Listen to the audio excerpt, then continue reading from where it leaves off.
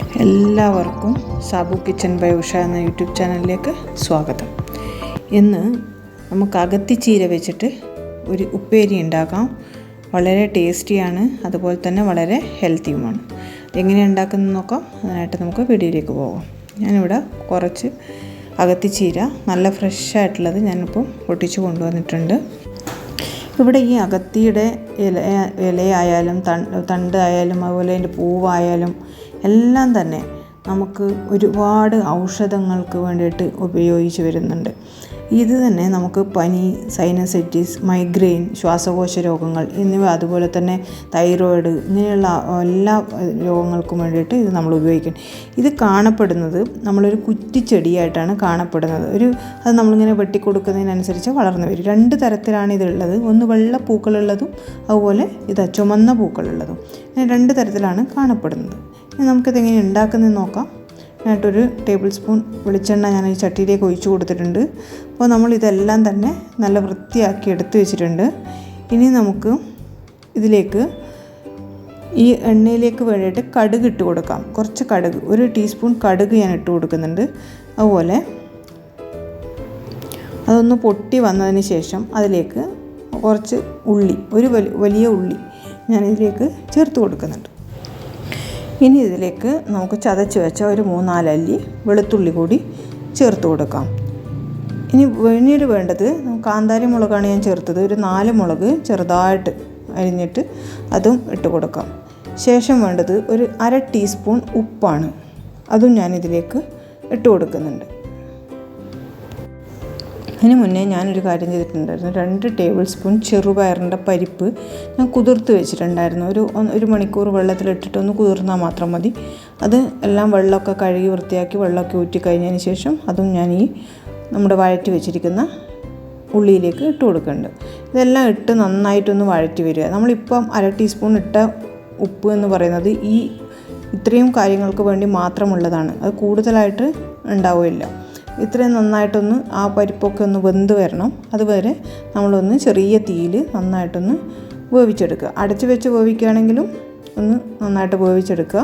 നമ്മളൊന്ന് ശ്രദ്ധിക്കണം, കാരണം കുറച്ച് ഇതായത് കൊണ്ട് തന്നെ അടിക്ക് പിടിച്ച് കഴിയാൻ സാധ്യതയുണ്ട്. ഇടയ്ക്കിടയ്ക്കൊന്ന് തുറന്നു കൊടുത്തുകൊണ്ടും ഇളക്കിക്കൊണ്ടും നിൽക്കുക. ഇനി ഞാൻ ഇതിലേക്ക് ചേർത്ത് കൊടുക്കുന്നത് ഒരു 1/2 കപ്പ് തേങ്ങയാണ്. ആ തേങ്ങ ചിരകിയത് ഞാൻ നമ്മളുടെ ഈ വെന്ത് വന്ന ഇതേ മിക്സിലേക്ക് തന്നെ ചേർത്ത് കൊടുക്കുന്നുണ്ട്. ഇതെല്ലാം തന്നെ നന്നായിട്ടൊന്ന് പാകാവുക. അതിൻ്റെ ആ പച്ചമണമൊക്കെ മാറണം. ആ പരിപ്പിൻ്റെ പച്ചമണം വന്നു കഴിഞ്ഞ് കഴിഞ്ഞാൽ നമ്മുടെ ഏലക്കറിക്ക് ടേസ്റ്റ് കുറയും. അതുകൊണ്ട് തന്നെ ഇത് നന്നായിട്ടൊന്ന് വെന്ത് വരണം. വെന്ത് വന്ന ശേഷം ഞാൻ ഇതിലേക്ക് ഒരു 1/4 ടീസ്പൂൺ മഞ്ഞൾപ്പൊടി ചേർത്ത് കൊടുക്കുന്നുണ്ട്.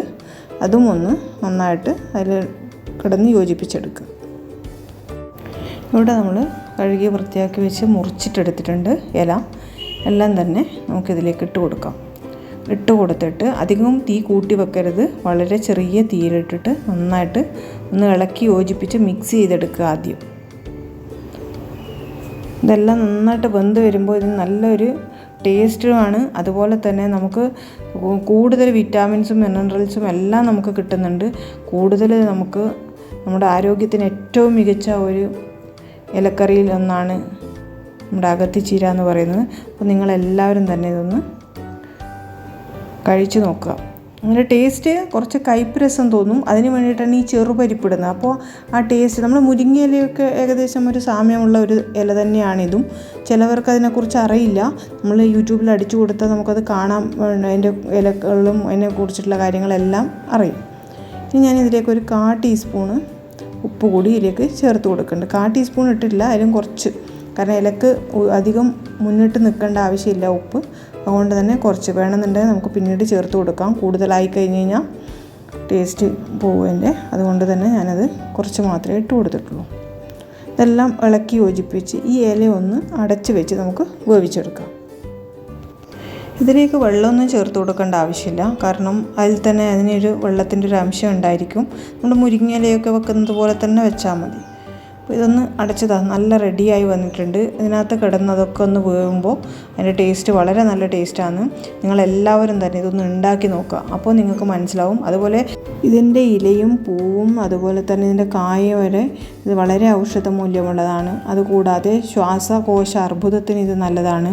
അതുപോലെ തന്നെ നമുക്ക് protein, selenium, potassium, phosphorus, iron, calcium, magnesium, അതുപോലെ തയാമിൻ, അതുപോലെ ഫോളിക് ആസിഡ്, ഇതെല്ലാം നമുക്ക് ഇതിനകത്ത് വിറ്റാമിൻ എ, ബി, സി ഇതൊക്കെ നമുക്ക് ഇതിനകത്ത് അടങ്ങിയിട്ടുണ്ട്. അതുപോലെ ഇതിൻ്റെ പൂവായാലും ഇലയായാലും എല്ലാം വളരെ നല്ലതാണ്. നിങ്ങളൊന്ന് ഉണ്ടാക്കി കഴിച്ച് നോക്കുക, അപ്പോഴാണ് മനസ്സിലാവുള്ളൂ. നമുക്ക് സ്ഥിരമായിട്ട് മൈഗ്രെയിൻ ഉണ്ടെങ്കിൽ ഒരു ഗുളികയും കഴിക്കേണ്ട ആവശ്യമില്ല.